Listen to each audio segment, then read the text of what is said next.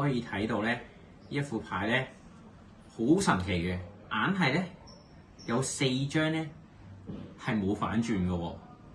咁呢個時候咧，我哋咧就拎呢4張牌出嚟啦。呢個時候就係魔術嘅時候啦。呢4張牌咧係4張 K。好，咁樣咧去到咧呢一個教學嘅環節啦。咁首先咧，呢個 K 咧都係有啲特殊嘅手法嘅。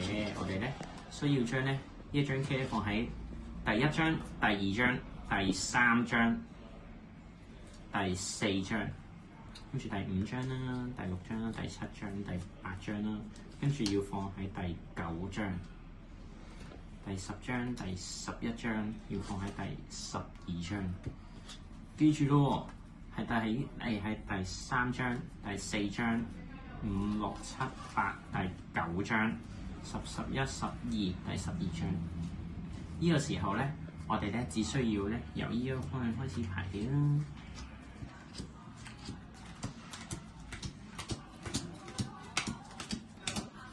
然後咧點樣反咧？我哋需要反呢一邊。我哋反嘅時候咧，可以睇到一樣嘢嘅，有2張 K 喺度嘅。